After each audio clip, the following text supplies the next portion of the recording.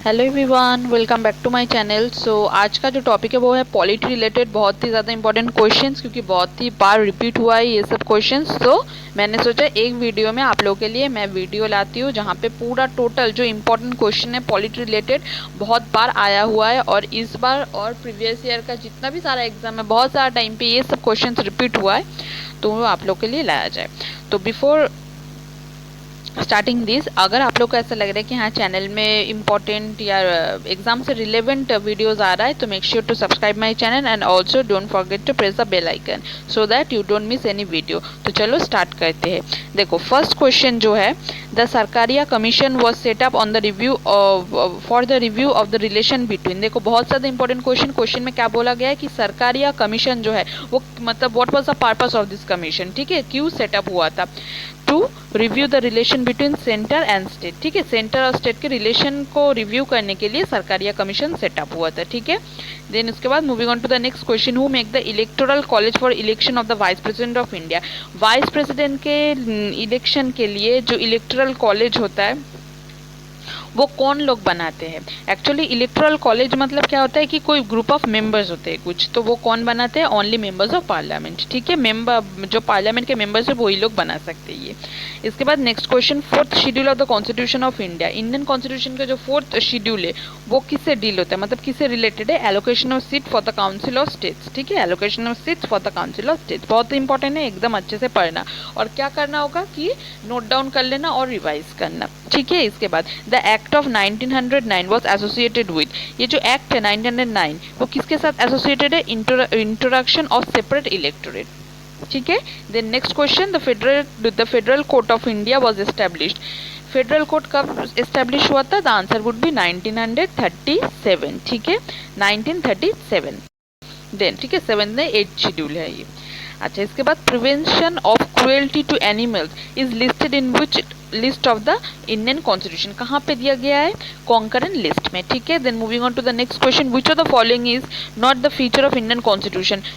कौन सा फीचर नहीं है इंडियन कॉन्स्टिट्यूशन का, बहुत सारा ऑप्शन दिया हुआ रहेगा पर एक रहेगा जो अपना आंसर क्या होगा, प्रेसिडेंशियल गवर्नमेंट। ये क्वेश्चन बार बार आता है, बहुत ज़्यादा इंपॉर्टेंट है, ठीक है, presidential government is not a feature of Indian constitution, सभी याद रखेंगे इसे, ठीक है। Then next question, how many types of justice has been enshrined in the preamble of constitution of India. Constitution India के प्रीएम्बल में मतलब कितना टाइप के जस्टिस दिया हुआ है, कितने टाइप के जस्टिस के बारे में बोला गया है, 3। क्या क्या है, aim to secure social justice, economic and politic, ठीक है, social, economic and political. Then which is the first ever state constituted on linguistic basis, one of the most important linguistic language basis में कौन सा state first recognise हुआ था, ठीक है, answer would be Andhra Pradesh, ठीक है। Then moving on to the next, the idea of parliamentary form of government. सभी को पता होगा इंडियन कॉन्स्टिट्यूशन जो डिफरेंट पार्ट है, डिफरेंट पार्ट्स है, वो कोई ना कोई कंट्री से लिया गया है, ठीक है। वैसे पार्लियामेंट्री फॉर्म ऑफ गवर्नमेंट जो है वो कहाँ से लिया गया है, यूनाइटेड किंगडम से, ठीक है। Then total number of ministers including prime ministers shall not exceed, total कितना होगा, 15% members of the Lok Sabha, Lok Sabha में जितने सारा मेंबर्स है उसका 15% मैक्सिमम लिमिट है, ठीक है। देन अच्छा, इसके बाद who among the following shall communicate to the president all the decisions to the of the council of ministers under article 378, which of the following. अब प्राइम मिनिस्टर को कौन अपॉइंट करते हैं, आंसर वुड बी प्रेसिडेंट, ठीक है। Then who among the following function as chairman of zonal council, zonal council के chairman के post में कौन फंक्शन करते हैं, answer would be union home minister, ठीक है। Then which one of the following is not a constitutional body, बहुत important है नीति आयोग, ठीक है, और नीति आयोग कब हुआ था, 1 जनवरी 2015, एकदम याद रखना है, भूलना नहीं है। और नीति आयोग एक कॉन्स्टिट्यूशनल बॉडी नहीं है, ठीक है। Then the power to declare an area as scheduled area, किन के हाथों में ये पावर होता है, आंसर वुड बी प्रेसिडेंट, ठीक है। Then which of the who was the first Indian to join the viceroy executive council, पहले कौन भारतीय थे जिन्होंने ज्वाइन किया था as viceroy executive council, answer would be Satyendranath Prasad Sinha. Then moving on to the next question, the residuary powers give under the government of India 1935 were given to, ये जो residuary powers है ये किन को दिया गया था, और ये जो powers है किन के अंडर है, गवर्नमेंट ऑफ इंडिया 1935 किन को दिया गया था, गवर्नर जनरल और वाइसरॉय, ठीक है। Then who has the power to remove president of India, कौन प्रेसिडेंट ऑफ इंडिया को प्रेसिडेंट को रिमूव कर सकते हैं पावर से, आंसर वुड बी पार्लियामेंट, ठीक है। Then to whom does the vice president submit his resignation?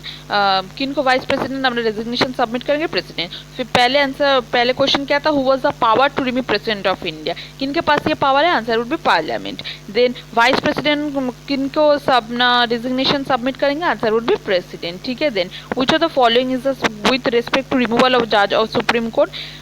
देखो, he can be remove by president on the recommendation of chief justice India. Supreme court के जो जज है कैसे कैसे उनको उनके पोस्ट से निकाल सकते हैं? आंसर वुड बी ये प्रेसिडेंट कर सकते हैं, और on the recommendation of chief justice India, chief justice of India, ठीक है। Then who is the guarantor of the fundamental rights of the citizen and guardian of the constitution of India? कौन जो fundamental rights है उसका guarantor, और ये सब rights का गारंटर और कॉन्स्टिट्यूशन ऑफ इंडिया का गार्डियन कौन है?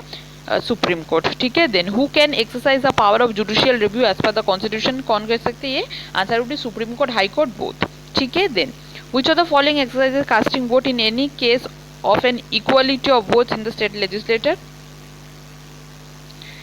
Equality of votes in the state legislature, कौन ये कास्टिंग वोट यूज कर सकते हैं? मतलब आप लोग को अगर ये एकदम ही मतलब इजी तरीके से बोलना होगा तो कास्टिंग वोट का जो पावर है वो किनके पास रहता है? आंसर वुड बी स्पीकर, ठीक है। Then the governor consults which of the following matters of appointment, posting and promotion of district जजेस?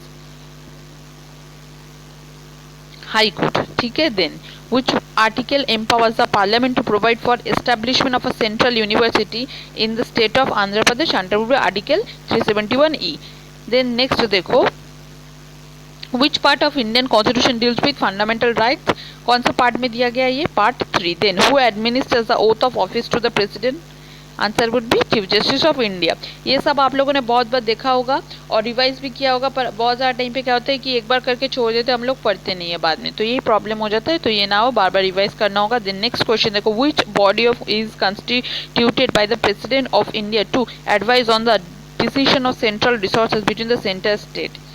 देखो, जो सेंट्रल स्टेट के जो सेंटर और स्टेट रिलेटेड जो डिसीजंस होते हैं उसको एडवाइस देने के लिए कौन है? Finance commission. और ये एडवाइस और ये कॉन्स्टिट्यूट कौन करते हैं? Answer would be president. Then anti defection law is given in which schedule of Indian constitution? कहाँ पे दिया गया है? 10th शेड्यूल में, ठीक है। देन नेक्स्ट देखो, which of the following article of Indian constitution deals with right to equality before law? One of the most important point, एकदम स्टार मार्क कर लेना, right to equality before law कौन सा article में दिया गया? Article 14। Then how many languages are recognised in 8th schedule of Indian constitution? जैसे पहले हम लोगों ने पढ़ा 8th शेड्यूल में कुछ लैंग्वेजेस दिया हुआ है और इंग्लिश उसमें से नहीं है, ठीक है। वैसे तो 8th लैंग्वेज में कितना सारा लैंग्वेजेस दिया हुआ है? 22, ठीक है। Then moving on to the next question, under which article president declares financial emergency? Financial emergency कब कौन सा आर्टिकल में दिया गया? आर्टिकल 360, ठीक है। Then which article of the constitution allows Indian citizen to move freely throughout the territory of India? कहीं पे भी जा सकते हो, सब इंडिया में जो टेरिटरी है इंडिया में कहीं पे भी जा सकते हो, आपको फ्रीडम है। ये कौन से आर्टिकल में दिया हुआ है? Article 1 section 1 article 19 section 1 subsection D, ठीक है। Then in which case Supreme Court has said that the preamble is a part of the Constitution, so Parliament can amend it? कौन सा केस में दिया गया होता है कि preamble Constitution का पार्ट है, सो पार्लियामेंट इसे अमेंड कर सकते हैं? Answer would be Kesavananda Bharati versus union of India, ठीक है। Then last question of this video, the ideal of welfare state in the constitution is enshrined in its? देखो, welfare state कहाँ पे दिया हुआ है? Directive principles of state policy.